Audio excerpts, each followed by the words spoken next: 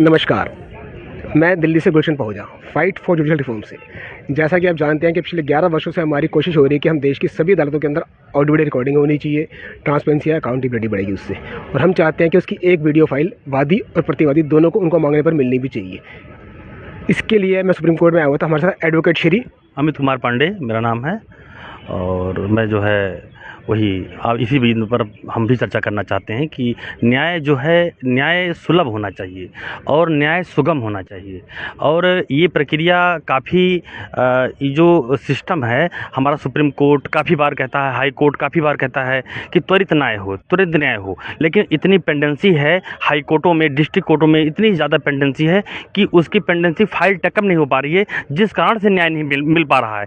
तमाम केसेस ऐसे हैं कि जिसमें मान लीजिए एक अपराध में 4 अभियुक्त हैं और 4 अभियुक्त में 3 की बेल हो चुकी है। एक बेल इसलिए नहीं हो पा रही है कि उसकी पेंडेंसी वो टेकअप नहीं हो पा रही है, लिस्ट बाय लिस्ट जा रही है, फ्रेश के अलावा लिस्ट जज ले नहीं पा रहा है। तो ये जो पेंडेंसी, इस कारण से आदमी को जो न्याय है वो न्याय मिलने में बहुत काफ़ी दिक्कतों का सामना करना पड़ रहा है। तो आज ये जो परिवेश बन रहा है, इससे लोगों का जो न्यायपालिका के प्रति जो भाव है, जो विचार है, वो गलत मैसेज जा रहा है समाज के अंतर्गत।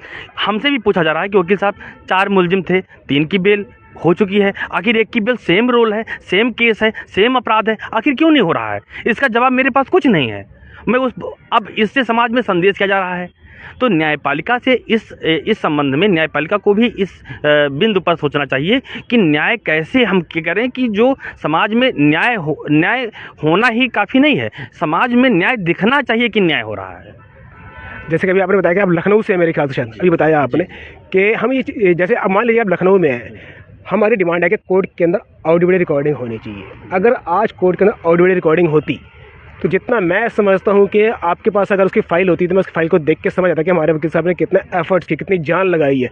लेकिन उनके सामने बैठे पेंडेंसी के कारण कहिए या कुछ भी कह लीजिए, उसको कोई कारण नहीं दे सकते, लेकिन जज साहब उस पर ध्यान नहीं दे पाए। अगर ऑडियो वीडियो रिकॉर्डिंग होती, आपके पास पिछली 10, 15, 20, 25, 30, 40 जितनी डेट लग चुकी होती है एक केस के अंदर, अगर वो होती तो उसका कितना इम्पैक्ट पड़ता आपके और आपके क्लाइंट के ऊपर, आपका कितना नॉलेज उसमें कितनी गेन होती, और देश की जनता के लिए कितना अच्छा है ऑडियो वीडियो रिकॉर्डिंग का होना। उस पर अपने विचार रखिए प्लीज़ आप जी। अब जैसे कि मान लीजिए 138 एनआई एक्ट का केस है, सरकार ने स्पेशल एक्ट बनाया कि इसका डिस्पोजल 6 महीना तक होना चाहिए, लेकिन अब 6 महीना क्या 6 साल लग जा रहे हैं एनआई एक्ट के डिस्पोजल होने में। तो अब हम उसमें जो समाज का जो संदेश है, उसमें समाज में संदेश क्या जा रहा है कि सरकार ने एक्ट भी बनाया है, एक्ट के मुताबिक उस पर क्यों नहीं आखिर प्रक्रिया बन रही है। तो ये जो जीरो ग्राउंड पे जो है, जीरो ग्राउंड पे काम नहीं हो पा रहा है। भले ही सरकार कितना भी न्याय बना रही है, कानून बना रही है कि जनता के लिए सुलभ हो, त्वरित न्याय हो, लेकिन उसके बावजूद भी नहीं मिल पा रहा है, इम्प्लीमेंट नहीं हो पा रहा है। जुडिशरी का है। अच्छा, सरकार जी बिल्कुल नहीं है। तो ये दिक्कतें जो सामना जो आ रहा है, जो दिक्कतें आ रही हैं, यही आ रही हैं कि जो है वो डिस्ट्रिक्ट कोर्ट या हाई कोर्ट की इतनी पेंडेंसी है कि जो लिस्ट का फाइलें वो टेकअप ही नहीं हो पा रही हैं। सर पेंडेंसी तो है, पर क्या इस बात को आप एग्री करते हैं कि बहुत से केसेस होते हैं जो 2 से 5 डेट के अंदर निपट जाने चाहिए, उनको भी 50 डेट लग जाती है, क्यों? अब यही तो पेंडेंसी है कि उसे कौन देखेगा, उसे कैसे दिखाया जाएगा? ये तो सुप्रीम कोर्ट को देखना चाहिए भाई। ये तो काम न्यायपालिका का है, हमारा जो सर्वोच्च व्यवस्था है उसको ही ध्यान रखनी चाहिए कि हाँ कि इसको हम कैसे दूर किया करें।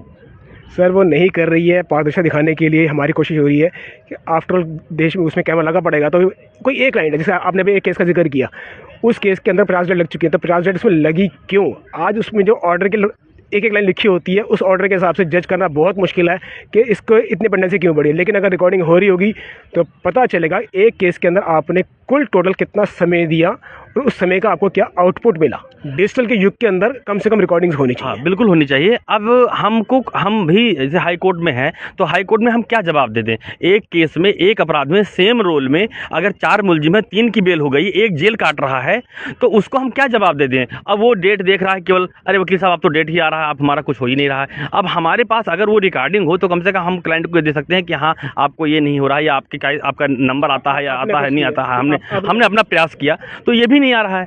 तो इस पे जो है सुप्रीम कोर्ट को ध्यान रखना चाहिए, और इस पे सुप्रीम कोर्ट को ध्यान, ऑनरेबल सुप्रीम कोर्ट को जो है जरूर इस बिंदु पर सोचना चाहिए कि कैसे न्याय हम ऐसा हो कि जो दिखे। न्याय होना ही पर्याप्त नहीं है, न्याय दिखना भी चाहिए। जैसा कि आपने देखा कि वकील साहब ने कहा कि न्याय होते न्याय दिखना भी चाहिए, और दिखने के लिए हमारे पास कोई दिव्य दृष्टि नहीं है। आज दिव्य दृष्टि ये कैमरा है। अगर ये कैमरा लगा होगा तो इसको किसी भी कोर्ट के अंदर जो कार्रवाई होगी, अगर आप देखना चाहें तो उसको दिखा सकते हैं, खुद देख सकते हैं और अपनी गलतियों को ठीक कर सकते हैं। इससे कोर्ट का डेकोरम सुधरेगा। वकील साहब ने गलती करी है, जज साहब ने गलती करी है, लिटिगेंट ने गलती करी है, सब के सब उसके सामने आएगा।